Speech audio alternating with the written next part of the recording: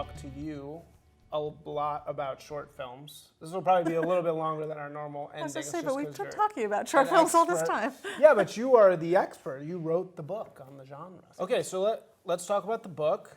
Here it is.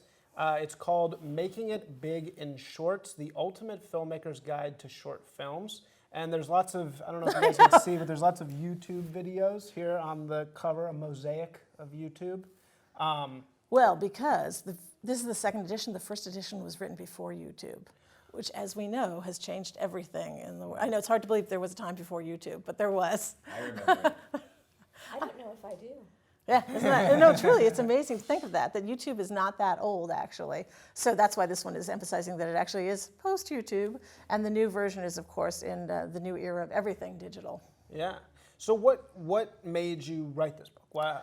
I actually made 19 short films many years ago, and I traveled the festival circuit talking to people about animation, about filmmaking, and so I had to tell people so much all the time that I finally was like, I'm just going to write a book. Yeah. So I wrote a book, and so my goal is to help people make short films because I love the genre, and I want to encourage more and more people to make short films. Okay, so before I ask what your favorite short film is, which I have to, but it says hot tips for YouTube filmmakers. What are some hot tips for YouTube filmmakers? You know, truthfully, the publisher made me put that on the cover. I was like, really? Do we have to say that? I just think you can do whatever you want on YouTube. So put it out there, but you can't just assume that people are going to find you. That's the lovely thing about the show. You're directing people to short films. But YouTube is so gigantic that the myth of like, oh, I'll just put my short film up and, oh, I'll get 1 million viewers is very unlikely. I was fascinated by the title, and I mean, this is gonna sound like a weird question, but what is the premise of your book? Like, how do you really believe that there's a way to make it big and short? Yes, I actually do. I mean, I believe that this is a chance to make a film that is about you, and it's your calling card. Mm-hmm. And then people see your talent and say, oh, I would like, you make something else. I want to follow you. I'm going to be your fan forever. This is your first entree into demonstrating your skills as an artist, as a filmmaker.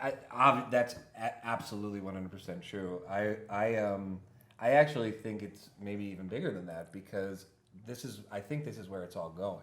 I think that the content that people are used to consuming keeps getting shorter and shorter and shorter.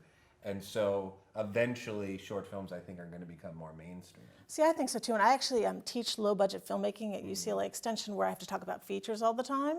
And I actually started with features. I produced a feature. But I love shorts so much more. And I encourage them all the time. It's like, make a short first. You'll have such a better experience with shorts. And at Sundance, they always tell the filmmakers who are the short filmmakers, this is the best time of your life. With the feature, with the feature, there's so much pressure. But with a short, it's just fun. Yeah, and you know? Can be more free. Yeah. Well, and how long was writing around before short stories really had their heyday in like the 20s and 30s and 40s, you know what I mean? So I think we're definitely due for a short movie sort of renaissance or first assance. Sure.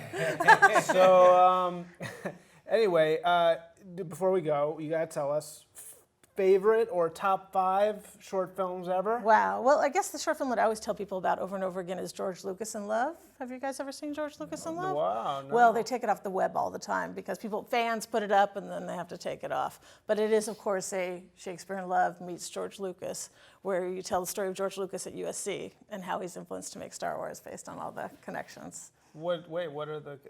So it's like Shakespeare in Love is like where...